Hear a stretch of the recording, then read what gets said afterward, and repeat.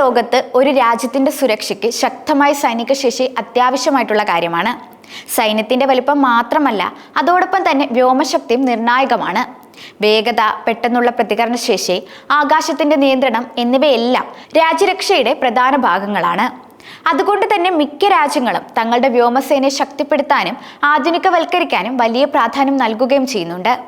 World population review 2025 പുറത്തിറക്കിയ report അനുസരിച്ച് 2024 വരെയുള്ള വിവരങ്ങൾ ശേഖരിച്ചുകൊണ്ട് ഏറ്റവും കൂടുതൽ സൈനിക വിമാനങ്ങളുള്ള രാജ്യങ്ങളുടെ പട്ടികയിൽ ഒന്നാം സ്ഥാനം അമേരിക്കയ്ക്കാണ്. 14,486 വിമാനങ്ങളോടെ അമേരിക്കൻ വ്യോമസേന ലോകത്ത് ഒന്നാം സ്ഥാനത്താണ് ഉള്ളത്. അത്യാധുനിക യുദ്ധവിമാനങ്ങൾ, ബോംബർ വിമാനങ്ങൾ, നിരീക്ഷണ വിമാനങ്ങൾ, സഹായ വിമാനങ്ങൾ എന്നിവയെല്ലാം ഇതിൽ ഉൾപ്പെടുന്നതാണ്. ഏത് സാഹചര്യത്തിലും ലോകമെമ്പാടും വേഗത്തിൽ പ്രവർത്തിക്കാനുള്ള അമേരിക്കയുടെ കഴിവ് അവരെ എതിരില്ലാത്ത ശക്തിയാക്കുന്നു എന്നതാണ് ഇവിടുത്തെ പ്രത്യേകത. 4000-ലധികം സൈനിക വിമാനങ്ങളുള്ള റഷ്യ ലോകത്തിലെ പ്രധാന വ്യോമശക്തികളിൽ ഒന്നാണ്. ശക്തമായ ബോംബർ വിമാനങ്ങളും അത്യാധുനിക യുദ്ധവിമാനങ്ങളും റഷ്യയുടെ വ്യോമസേനയുടെ പ്രത്യേകതയാണ്. അതേസമയം സമീപ വർഷങ്ങളിൽ വലിയ വളർച്ച കൈവരിച്ച ചൈനീസ് വ്യോമസേനയ്ക്ക് 3304 വിമാനങ്ങളുണ്ട്. അത്യാധുനിക യുദ്ധവിമാനങ്ങൾ, ഡ്രോണുകൾ, വിവിധ ഉദ്ദേശ വിമാനങ്ങൾ എന്നിവയെല്ലാം ചൈനീസ് വ്യോമസേനയുടെ ഭാഗമാണ്. 2296 വിമാനങ്ങളുമായി ഇന്ത്യ ലോകത്തിലെ ഏറ്റവും വലിയ വ്യോമസേനകളിൽ 4ാം സ്ഥാനത്താണ്. കരസേനയുടെയും നാവികസേനയുടെ വിമാനങ്ങളും ഇതിൽ ഉൾപ്പെടുന്നുണ്ട്. ഇന്ത്യ തങ്ങളുടെ വ്യോമസേനയെ നവീകരിക്കുന്നതിനും പുതിയ വിമാനങ്ങൾ ഉൾപ്പെടുത്തുന്നതിനും ഊന്നൽ നൽകുന്നുണ്ട്. 1459 വിമാനങ്ങളുള്ള ജപ്പാന് ശക്തവും അത്യാധുനികവുമായ വ്യോമസേനയുണ്ട്. രാജ്യരക്ഷയിലും പ്രാദേശിക സുരക്ഷയിലും ജപ്പാന്റെ വ്യോമസേന പ്രധാന പങ്ക് വഹിക്കുന്നുണ്ട്. 1434 വിമാനങ്ങളുള്ള പാകിസ്ഥാൻ ഈ മേഖലയിലെ വലിയ വ്യോമസേനകളിൽ ഒന്നാണ്. പ്രതിരോധത്തിനും സൈനിക ശേഷി നിലനിർത്തുന്നതിനും ഇത് സഹായിക്കുന്നുണ്ട്. അതേസമയം 1171 വിമാനങ്ങളോടെ ദക്ഷിണ കൊറിയ പ്രാദേശിക സുരക്ഷാ ആവശ്യങ്ങൾക്കായി ശക്തമായ വ്യോമസേനയെ കെട്ടിപ്പടുത്തിയിട്ടുണ്ട്. 1000-ലധികം വിമാനങ്ങളുള്ള ഈജിപ്തിന് വലിയ സൈനിക വിമാന വ്യൂഹമാണുള്ളത്.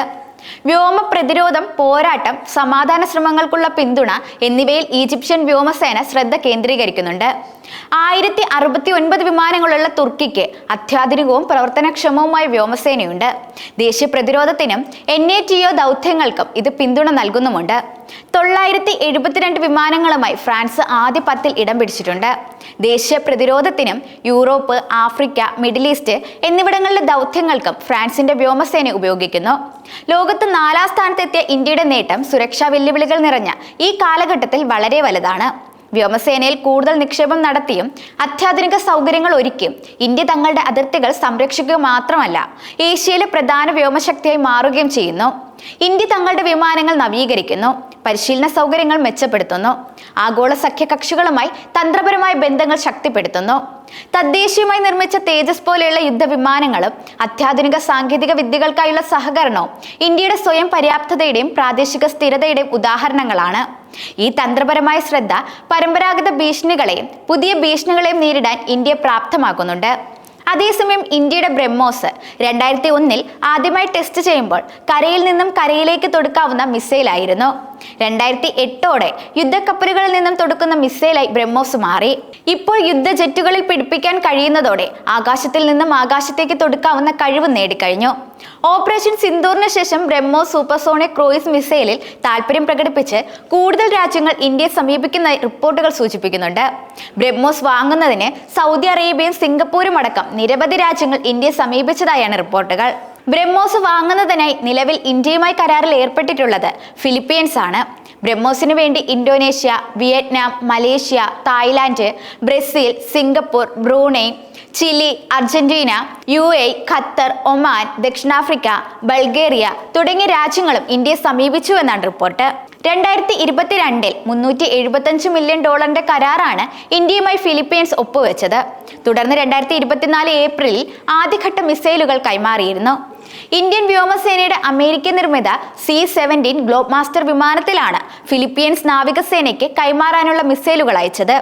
ഇന്ത്യയുടെ സമീപകാലത്തെ അതിർത്തി കടന്നുള്ള ആക്രമണങ്ങളിൽ ഓപ്പറേഷൻ സിന്ദൂറിന്റെ വിജയം വലിയ നേട്ടങ്ങളിലൊന്നാണ്.